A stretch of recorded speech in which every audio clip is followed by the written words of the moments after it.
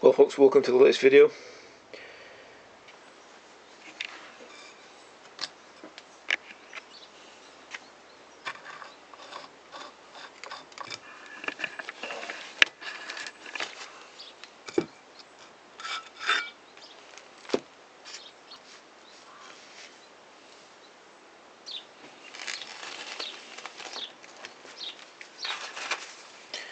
Okay, so the most important part of putting a seal in, you can just see there, if you put it alongside, the seal is actually just there, so this area here is where the seal is going to sit. That's got to be free of any nicks and scratches or anything even remotely like that. If you've got like a nick or a scratch or a piece of swarf or something like that, I'll tear up the seal and it'll last maybe an hour, and then you'd be back to square one again, and you'd have to do it again, which is a bit annoying. So you don't want to do that. So that wants to be tight. Plus the seal has got to go over all of this, so you've got to make sure that all of this area here, including that really, doesn't have any hugely sharp edges that are going to destroy it when you try to put it on. Right, so this area there, this is not that critical, but this sidewall here, that is critical. So it's not as critical as the spinning part, and you can use sealer on this, and it generally does go in pretty tight, but it's important when you're taking the seal out not to scratch this. Try and keep it as smooth as you can get it. Okay, so this does look a bit rough, but it is clean. There's a bit of zinc corrosion on there, but it's not. So usually you put a bit of oil around it, which is what I'm going to do next, and then we'll tap it in.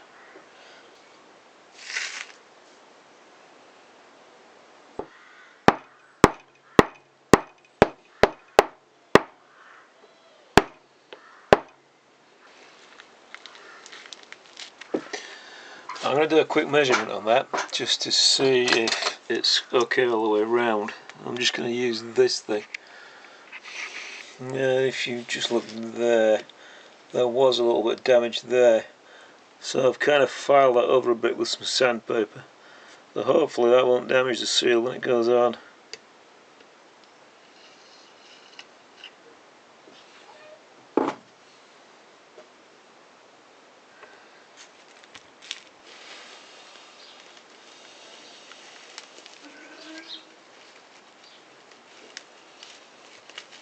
Alright, so let's hope that works.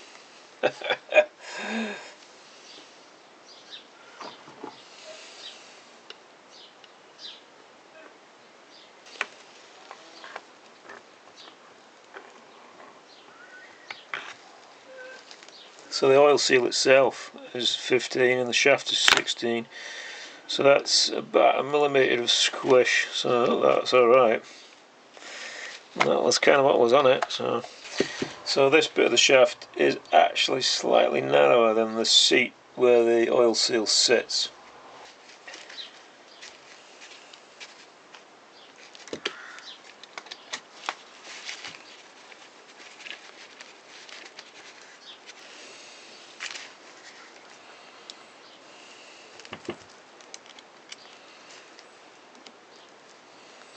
You follow the gasket surface here around the rim.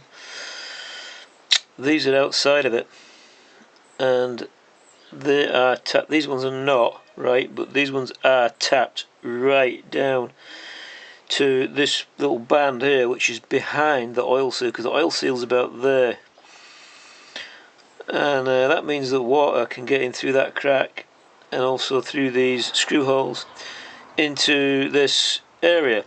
Now fresh water might not be too bad, but seawater are very, very corrosive, and this, of course, with zinc, the zinc will go before the iron goes, and that is actually a bit of a design flaw, really. It's a bit of a problem, because when you've had it on for a while and then you try and take it off,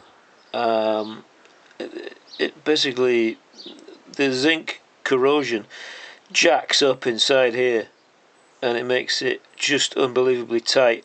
To get this off without deforming it, So the oil that we put in this is apparently SA90, which I think is a gear oil. So in an earlier video, we kind of queried what this strange piece of metal was for. So the shaft that hangs down above this is called the shift shaft. Shilly shift shaft. But anyway, this then clicks into that rounded post that we showed in an earlier video, and the shift shaft, when that moves up and down, it clicks the slider in here to engage the propeller. So it's essentially the gear mechanism. So this, I think, is one of the next jobs. This is the diaphragm pump. So then we'll have a look at that now. In the 60s, with attaching all their stuff with slot head screws. I mean, that pipe there would have been more flexible in its day, I guess. But look at that one. You can't exactly get in there, can you? You can't take that out first. That's ridiculous.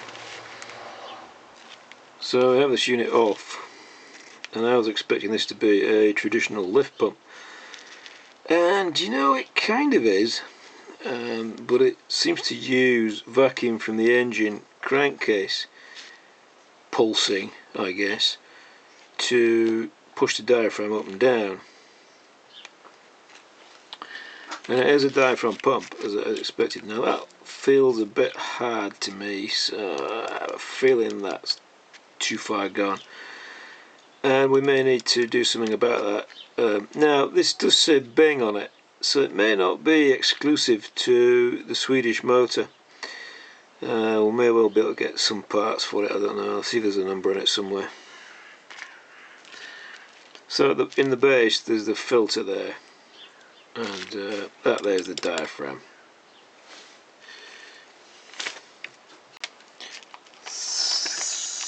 So as you can kind of see from the two screws there, I had to drill the tops off those, and they are pretty stuck in there. So I don't know what we do about that at the moment. This is like a rubberized cloth, but it's gone really hard where the fuel's been.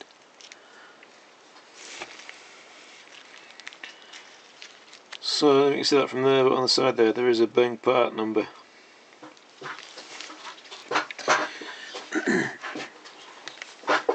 Okay, the state of play then with the this is a fuel pump. Essentially we've got a bottom piece there which appears to have had two gaskets on it. I don't know why that is. It goes on there, and there's also a gasket on that side, and this little filter goes in there too. So that's obviously where the fuel gets pumped in,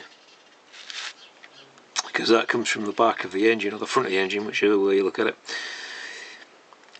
And then we've got, this is the what equivalent of a lift pump, which uses suction from the engine through here on the diaphragm to pump the fuel.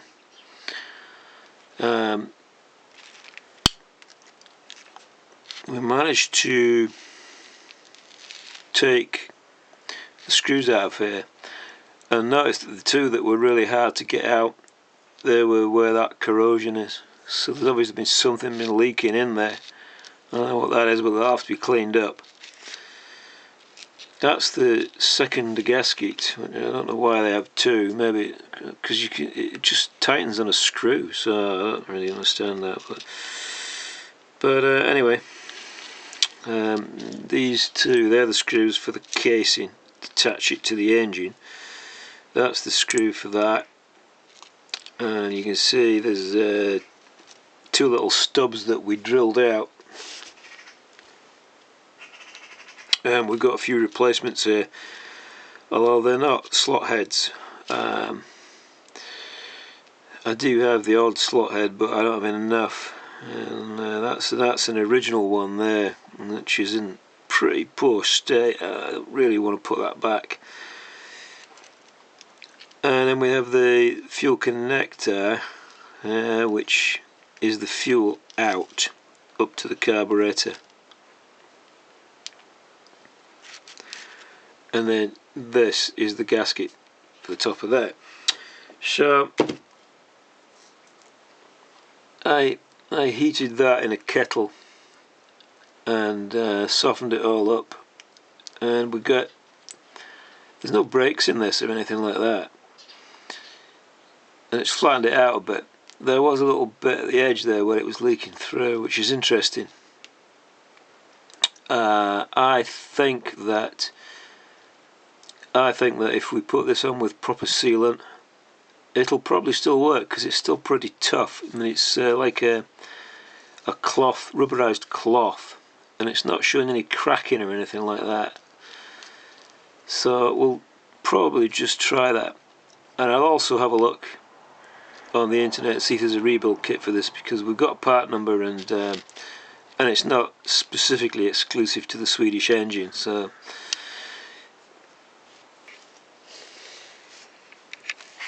okay, so I've discovered the reason why this has two gaskets in it.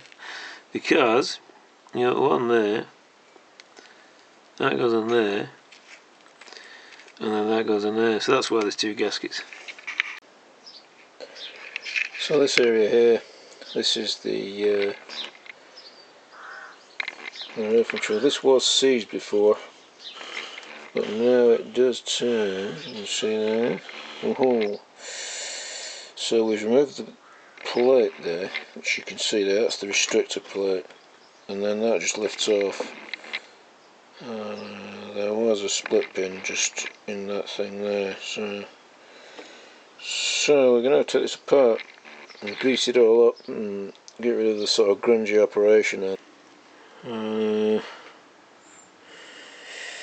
Doesn't seem to be anything there, but there is a pin there that's been knocked out, I think, so maybe that's what you do. My guess is that this pin hasn't been out since it came out of the factory.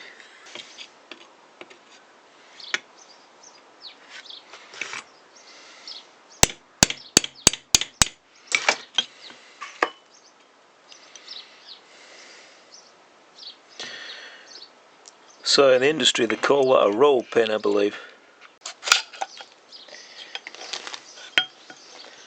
You withdraw this piece, and it has like a cam on the end there.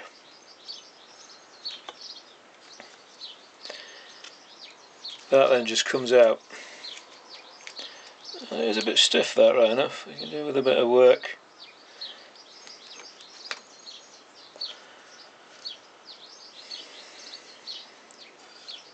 So that now needs a good clean, and you can kind of see why it was a bit grungy. So the pin just pushes out the back there, and I'm assuming that this tip will come off somehow.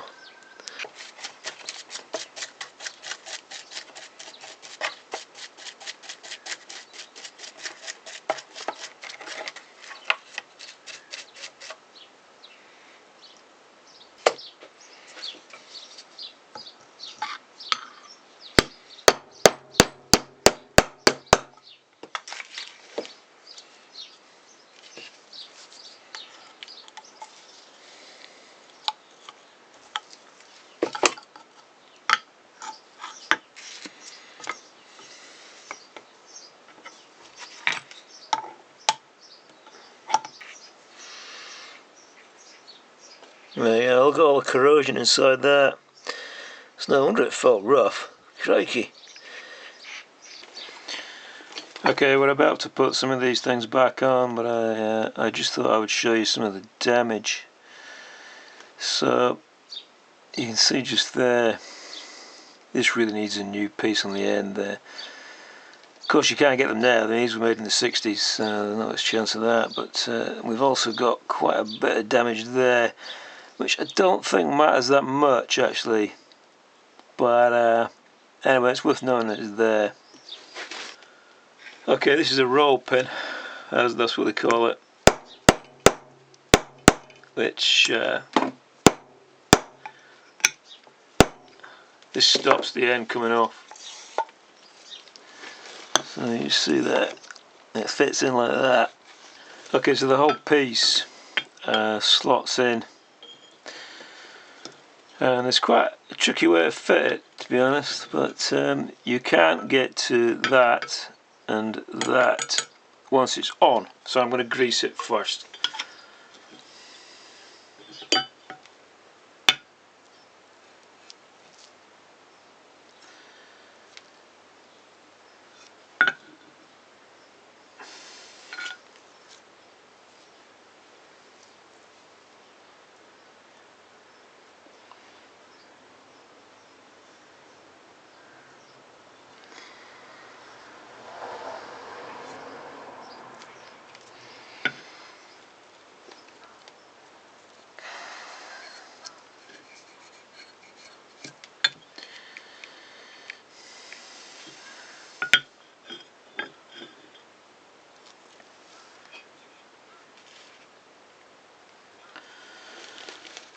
Okay, there's a piece that sits in the end, which is here.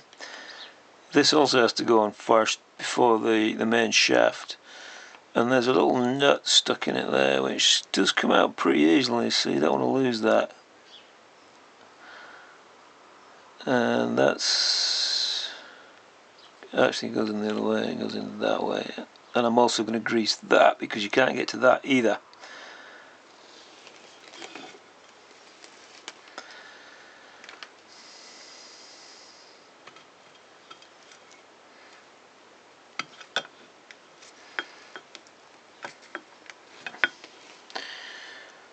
Right, so that piece there, this is the shaft that came out that we took out earlier on.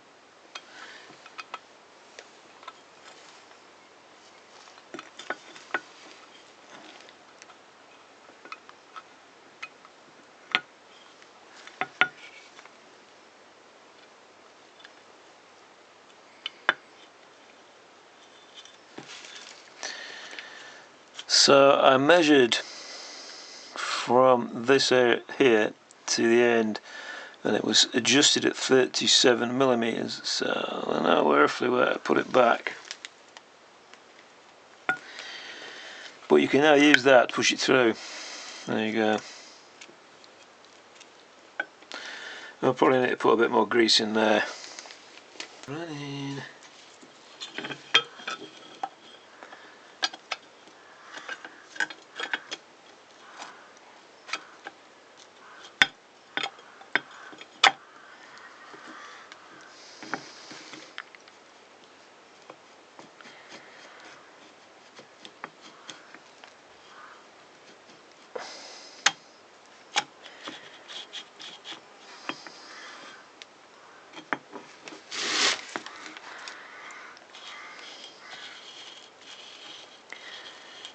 There you go, that's in.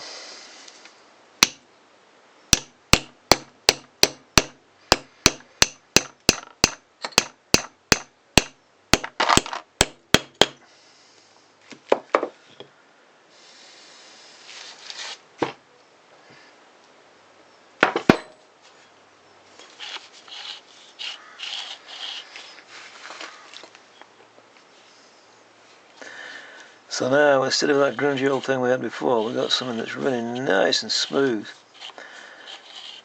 So it was actually stuck on the boat itself. That's the stop, just there. And this little bit there just does need greasing up, which is fine, because I did that so that you could see what was going on. This bit here, which was really gritty, is now much smoother. It's not perfect, but I mean, this was made in the 60s, you know. That's what the end looks like. So here's an example that I was talking about, accessibility of screws. You can't really get a tube spanner in there. You can't get a socket in there. You can't get an actual spanner in there. Even if you took all this off, the whole engine. It would still be pretty difficult. What these guys are thinking when they did that. It's just, honestly, it's just really stupid. Things have come a long way since then, I tell you. Well, I've took the kill switch off. Look at that. Corroded. There's huge holes in it. And it doesn't work. And it is not surprising that it doesn't work, really. So it's going to need to be bypassed initially, just to start the engine. And then I'll have to get replacements somehow. So this is the reason why the kill switch doesn't work. Heavily corroded contacts inside, and even that push contact there has just got loads of verdigris all over it. It's absolutely terrible. Well viewers, that's the end of this little video. Thanks very much for watching, bye.